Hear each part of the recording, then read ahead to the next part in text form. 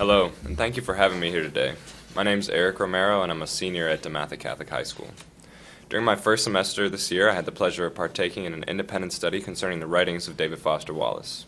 For those of you who don't know him, David Foster Wallace was a maximalist writer, wherein writing, digression, reference, and elaboration of detail occupy a significant portion of the text. He was a true academic and a brilliant mind of our time. Unfortunately, Wallace had battled with depression and substance abuse for much of his life, and in 2008, his life tragically ended in suicide. Although Wallace has written several lengthy novels, the main focus of this study was a variety of his short essays. Each week, I was given one or two of Wallace's essays to read over, varying in both fiction and nonfiction, and every essay that I read was unique in regard to either the fictional story being told or the message being conveyed using a real-life scenario. In reading these various essays, I realized a tool that Wallace used on more than one occasion, what I like to refer to as a hyper-awareness.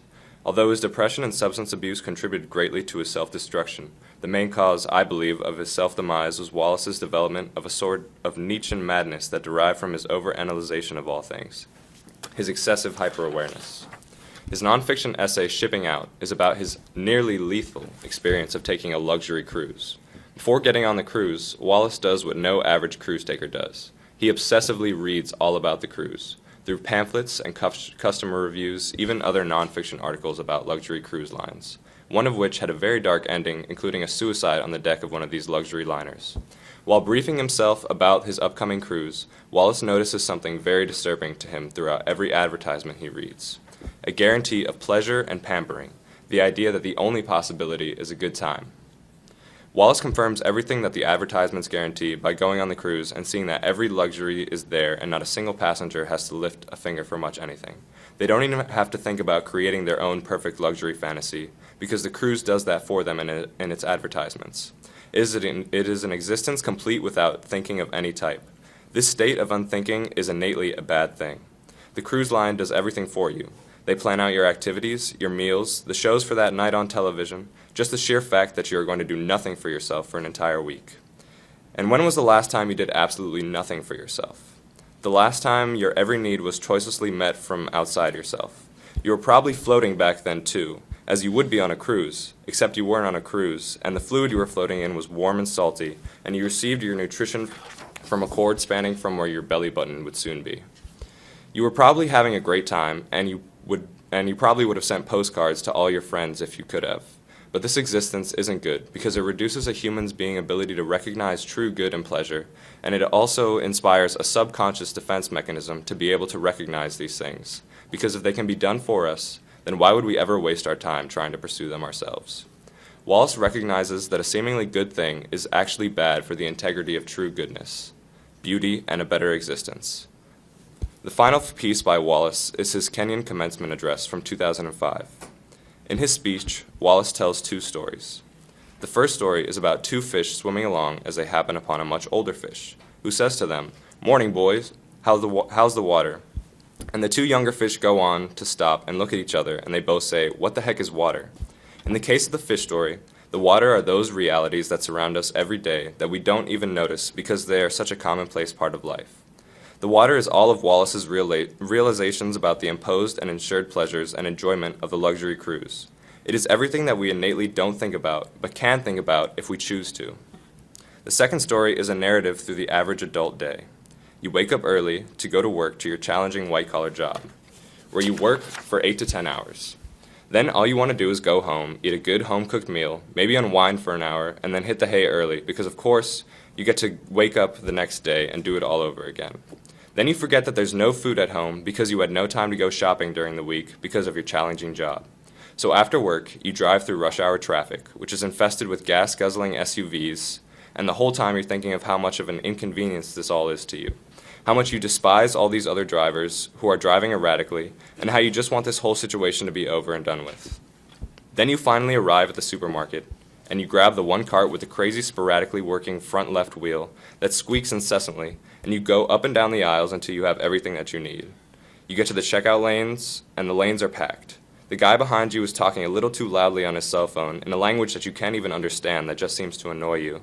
and the store decided that today was the best day to replay whatever the most annoying pop song of that week was over and over again on the loudspeaker, even though that is the exact opposite of what you are feeling.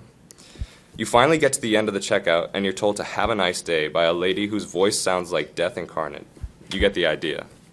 This is what Wallace asks us to avoid in our thinking. Quote, blind certainty, a closed-mindedness that amounts to an imprisonment so total that the prisoner doesn't even know he's locked up. What Wallace is referring to is what he calls our default setting. That is my tiredness, my stress, and my desire to just get home. Because perhaps the person driving that gas-guzzling SUV in front of you is only driving it because they were in some terrible car accident, and now they have been psychiatrically ordered to drive a larger vehicle. Or maybe the man speaking loudly behind you in a foreign language can't control the volume of his voice due to the excitement of the fact that he just helped his family member become a citizen of our lovely country, that they finally arrived at the opportunity that you were gifted with freely at birth. In order to incorporate what Wallace did in his thinking, writing into our own thinking, we need to avoid both faults from each story. We need to choose to actively think about endless possibility, and we need to avoid our default setting. I like to think of this as Wallace's own personal perspective on life, which I hope he tried to impart on all his readers. He doesn't accept anything for what it is until he thought about it extensively, and he tries to put on a different perspective to gain some perspective himself, in order to make any absurd possibility seem plausible, no matter how ridiculous it seems. This is Wallace's own personal lens, his hyper-awareness. It brings out the true nature of things, makes us more considerate human beings, and it grants us a little extra perspective on life as a whole. It makes us more aware of our surroundings. It differentiated Wallace from other authors, his combination of maximalist analyzation and his hyper-awareness. It's what makes him stand out.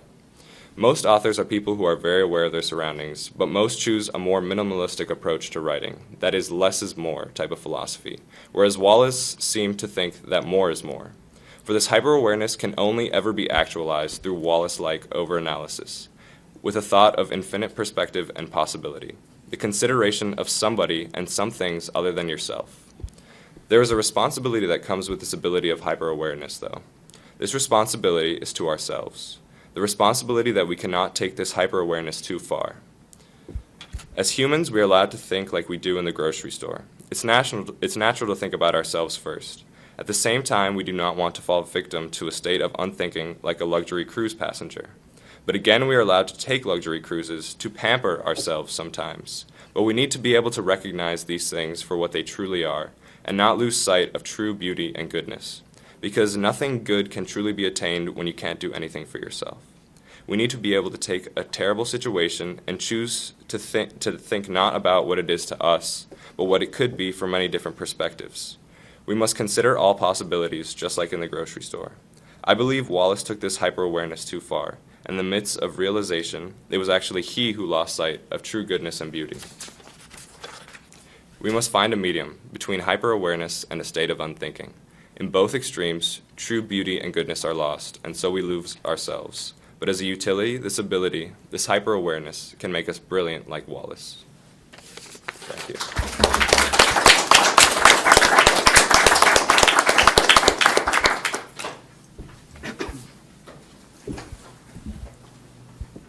Thanks. That's good. Okay. Sorry, what's your name? Oh, Patty. I'm sorry. I will start us in talking about